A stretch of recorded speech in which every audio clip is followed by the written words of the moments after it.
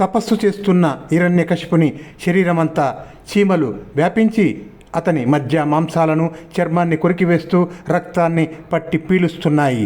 అయినా హిరణ్యకశిపుడు చలించటం లేదు. అతని శరీరంపై పుట్టలు పెరిగాయి, దానిపై గడ్డి దుబ్బులు కట్టాయి, వెదుళ్ళు లేచాయి.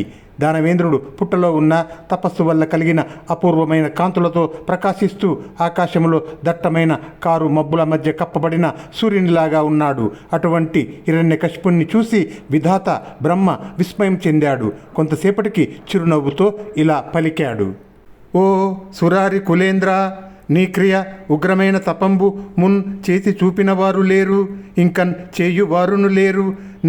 నీ సమాధికి మెచ్చితిన్, విను నీ అభిష్టములు ఇత్తును ఆయాసమేటికి. లెమ్ము లెమ్ము మహాత్మా, కోరుము కోరికల్. దానవేంద్ర, నీలాగా ఈ విధంగా ఉగ్రమైన తపస్సు చేసిన వారు పూర్వకాలంలో ఎవరూ లేరు, ముందు కాలంలో ఎవరు ఉండబోరు. నీ తపస్సమాధి నిష్ఠకు సంతోషించాను. దానవోత్తమ, నీకేం కావాలో కోరుకో, అనుగ్రహిస్తాను. అనవసరంగా ఆయాసపడటం ఎందుకు? లెక్కలేనంతగా ఈగలు చీమలు మూగి నీ శరీరంలోని మధ్య మాంస రక్తాలను పీల్చి పిప్పి చేశాయి. నీవు చిక్కిపోయి శల్యావశిష్ఠుడిపై ఉన్నావు. నీపై పుట్టలు కట్టి గడ్డి పెరిగి వెదుళ్ళు మొలిచాయి. అయినా నీవు చెలించలేదంటే నీ మనోనిగ్రహం ఎంత గొప్పదో, ఎంతటి స్థిత ప్రజ్ఞుడవు నీవో తెలుస్తున్నది. నీ ప్రాణాలు ఎలా నిలిచాయో పరమ ఆశ్చర్యంగా ఉన్నది.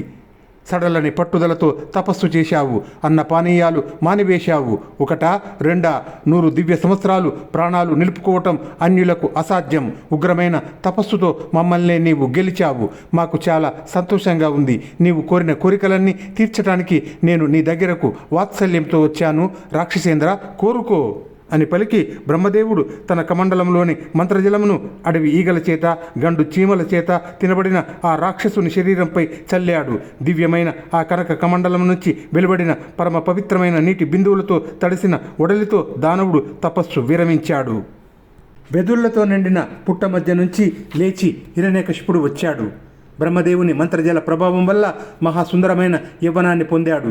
బంగారు వన్నెగల వజ్రం లాంటి దేహంతో ఎండు కట్టెల నుంచి బగ్గున పైకి లేచిన అగ్నిలాగా అతడు ప్రకాశిస్తూ వచ్చాడు. ప్రాణికోటి తలవ్రాతలు వ్రాయినట్టి మహావిద్య తెలిసినవాడు, సృష్టికర్త అయిన విధాతకు దేవతల విరోధి అయిన హిరణ్యకశిపుడు నమస్కరించాడు.